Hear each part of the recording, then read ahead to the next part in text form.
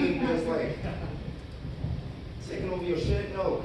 What if Boku no Hero Academia, my bad. Okay. Was made with CGI and like Berserk 2017. Like, yeah. I mean, no.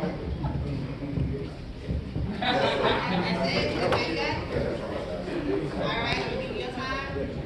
Restart. Another 30 seconds, another minute 30 on the clock. Go ahead. I'm just gonna start out real quick. How many Naruto fans in here? Alright. We are fighting heroes. I'm gonna say that real quick. But like he said, the anime when it first comes in, that's what's gonna captivate you. That's the song that you're going to remember. Sometimes you don't even see the end of like the outro because it goes all slow and then it's like everyone has their head down and it's all moving all real slow like, and that don't get you hyped. But something like this will get you hyped. If I got the connection right.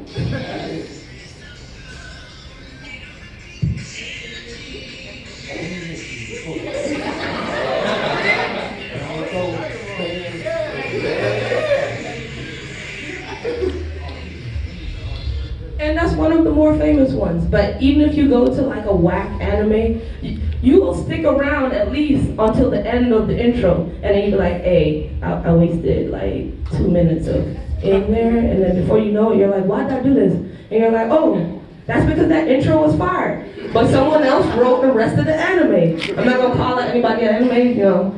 But I got a couple in mind, but I don't want to, you know, sway the audience in the other direction. But yeah. All right, keep that.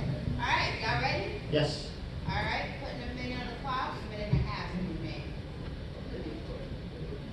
Go. All right, to respond to the woman on my left, Dango, Dango, Dango, Dango, Dango, Dai Dazaku.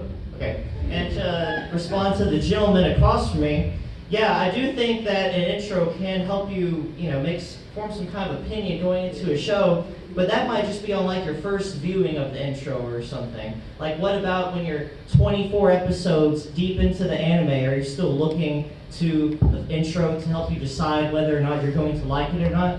Well, with an outro, like I think that the outro brings more, it has more of an oomph later in the show. Like to make an example, like in Madoka, how like the intro in the beginning of the show is always this kind of upbeat, dancey tune, but then in episode 3, spoilers for episode 3, when Mommy gets decapitated, the ending becomes that song, I think it's called Majimai, that song, and it's just like it kind of, the outro meets this new emotion in the show. And so it's same thing with Steins Gate, how it's like this upbeat, fast intro, and the outro is like the hourglass coming back together, and there's like Makisei's body in the background, and how like, you know, in the beginning of the show it's kind of like really, you know, it's fun, and there's all this weird stuff happening, but out, you know, at the end of the show, it's like Mayuri's dying all the time, spoilers for Steins Gate, and, you know, so it goes with this new shift, and then so... Time's up.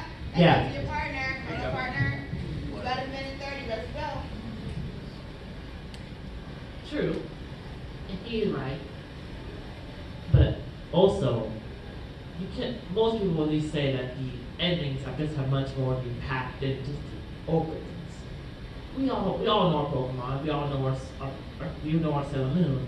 But you can't say we don't know like all the iconic endings that come and gone. How many of you don't know all the dances we got over the years? That pretty much everyone's copied is dead. Yes. Also just like, sure, you also openings spoil the endings. You do have that. Then you see the emotion, you see the silliness. You just see a side of the show that makes you get a bit better understanding. Especially when there's endings centered on the characters.